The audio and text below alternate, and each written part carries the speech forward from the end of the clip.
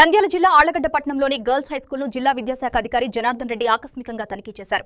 పాఠశాలలో జరుగుతున్న బోధన విధానాన్ని పరిశీలించి ఉపాధ్యాయులతో మాట్లాడారు. మార్చి నెలలో జరగబోయే 10వ తరగతి పరీక్షల్లో విద్యార్థులు మంచి ఫలితాలు సాధించేలా ప్రత్యేక శ్రద్ధ తీసుకోవాలని ఉపాధ్యాయులకు సూచించారు. పాఠశాలలో ఉన్న విద్యార్థులందరూ 10వ తరగతి పరీక్షల్లో ఉత్తీర్ణులు కావాలనే లక్ష్యంతో బోధన కొనసాగించాలని అన్నారు. నంద్యాల జిల్లాలో మొత్తం 130 పరీక్షా కేంద్రాల్లో సుమారు 30,000 మంది విద్యార్థులు 10వ తరగతి పరీక్షలు రాయనున్నట్లు డీఈఓ జనార్దన్ రెడ్డి తెలిపారు. అంతేకాకుండా ఆళ్లగడ్డ గర్ల్స్ హైస్కూల్ భవనం శిథిలావస్థకు చేరిందని ఆందోళన వ్యక్తం చేశారు. ప్రస్తుతం 2 గదుల్లోనే తరగతులు భవనం పరిస్థితి కారణంగా ఉపాధ్యాయులు కూడా భయంతో విధులు నిర్వహిస్తున్నారని తెలిపారు. ఈ సమస్యను ఉన్నతాధికారుల దృష్టికి తీసుకెళ్లి పరిష్కారానికి చర్యలు తీసుకుంటామని చెప్పారు.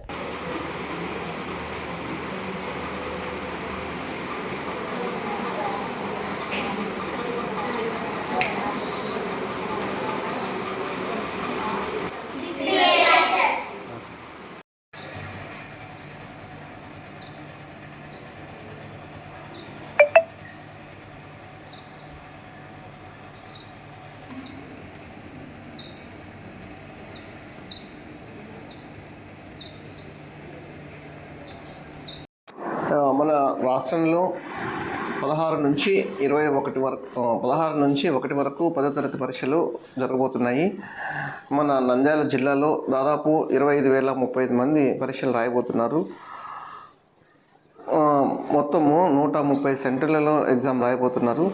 130 సెంటర్లో కూడా అన్ని రకాల ఫెసిలిటీస్ ఉండేటట్టుగా తగిన జాగ్రత్తలు తీసుకున్నాము. ఈసారి మన నంద్యాల జిల్లా రాష్ట్రంలోనే మంచి స్థితిలో ఉండేటట్టుగా మనం చర్యలు తీసుకుంటున్నాము. అందులో భాగంగా 100 డేస్ ప్రోగ్రామ్ చాలా చక్కగా రన్ చేస్తున్నాము. ఉదయమే 8 గంటలకే పిల్లలు స్టడీ అవర్లకు వస్తారు. 8 to 9 స్టడీ అవర్ ఉంటుంది. మళ్ళీ 4 to 5 ఎగ్జామ్ పెడతాము. ప్రతిరోజు ఒక ఎగ్జామ్ కండక్ట్ చేస్తాము. మళ్ళీ వెంటనే ఆ పేపర్లు కూడా దిద్ది పిల్లలు ఏ మిస్టేక్స్ చేశారు మళ్ళీ అనాలిసిస్ చేసి పిల్లలకి సరైన ఇన్స్ట్రక్షన్స్ ఇచ్చి ఈసారి పిల్లలు అందరూ కూడా పాస్ అయ్యేటట్టుగా తగిన జాగ్రత్త తీసుకుంటున్నాము. అందులో భాగంగా ఈరోజు నేను ఇక్కడ మన ఆళ్లగడ్డ గర్ల్స్ హై స్కూల్ని విజిట్ చేయడం జరిగింది. పిల్లలందరితో కూడా మాట్లాడాను. పిల్లలకి ఒక మంచి మోటివేషన్ క్లాస్ తీసుకున్నాను.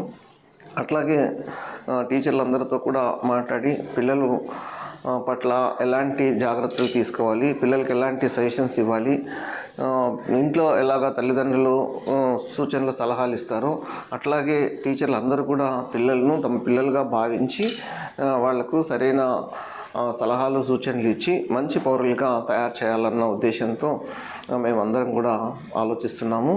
సో ఈసారి 10వ తరగతి మంచి ఫలితాలు సాధించడం కోసం జిల్లాలో ఉన్న అందరూ ఉపాధ్యాయులు, ప్రధానోపాధ్యాయులు, ఎంఈఓలు, డిప్యూటీ డిఓలు తీవ్రంగా కృషి చేస్తున్నారు.